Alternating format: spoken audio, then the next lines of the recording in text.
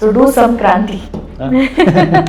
Actually ನಿಮ್ಮ ಹೋರಾಟ ಮುಂಚೆಯಿಂದಲೂ ನಾನು 2 ವರ್ಷದಿಂದ ನಿಮ್ಮನ್ನ ಮಾತಾಡಿಸ್ದೆ ಲೋಕಸಭಾ ಎಲೆಕ್ಷನ್ ಸಂದರ್ಭದಲ್ಲಿ. ಸೊ ಆಗಿನ ಮಾತಿಗೂ ಈಗಿನ ಮಾತಿಗೂ ಏನು ಭಿನ್ನ ಅಂತ ಅನ್ಸಲ್ಲ. ಕುಟುಂಬ ರಾಜಕಾರಣವನ್ನ ಹೊರತುಪಡಿಸಿ ಬೇರೆ ಕಡೆ ನಾವು ಕಣ್ಣು ಹಾಯಿಸ್ಬೇಕು ಅನ್ನೋದನ್ನ ಹೇಳಿದ್ರಿ. ಹೌದು.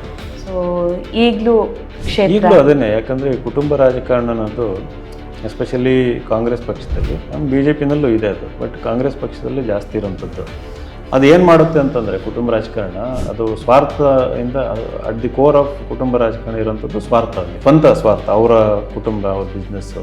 ನಮ್ಮ ಕ್ಷೇತ್ರದ ಸ್ವಾರ್ಥ ಇರಬೇಕು, ಕ್ಷೇತ್ರಕ್ಕೆ ಏನಾದರೂ ಒಳ್ಳೇದು ಮಾಡಬೇಕು, ಡೆವಲಪ್ ಮಾಡಬೇಕು, ಒಂದು ವಿಷನ್, ಬಿಗ್ಗರ್ ವಿಷನ್. ನನ್ನ ದಾವಣಗೆರೆಯನ್ನು 2ನೇ ಬೆಂಗಳೂರು ಮಾಡಬೇಕು, ದಾವಣಗೆರೆಗೆ ಏರ್ಪೋರ್ಟ್ ತರಬೇಕು, ದಾವಣಗೆರೆಗೆ IIT ತರಬೇಕು, ದಾವಣಗೆರೆಗೆ ಏಮ್ಸ್ ತರಬೇಕು, ದಾವಣಗೆರೆಯಲ್ಲಿ ಗೌರ್ಮೆಂಟ್ ಮೆಡಿಕಲ್ ಕಾಲೇಜ್ ತರಬೇಕು, ದಾವಣಗೆರೆಯಲ್ಲಿ world class sports facility stadium ಮಾಡೋಣ, ದಾವಣಗೆರೆಯಲ್ಲಿ ಲಿಟರೇಚರ್ ಫೆಸ್ಟಿವಲ್ ಮಾಡೋಣ, ಅಥವಾ ದಾವಣಗೆರೆಯಲ್ಲಿ ಒಂದು ಸಂಸ್ಕೃತಿ ಎನ್ರಿಚ್ ಆಗೋ ರೀತಿಯಲ್ಲಿ ಒಂದು ಸ್ಪೇಸಸ್ನ ಕ್ರಿಯೇಟ್ ಮಾಡೋಣ.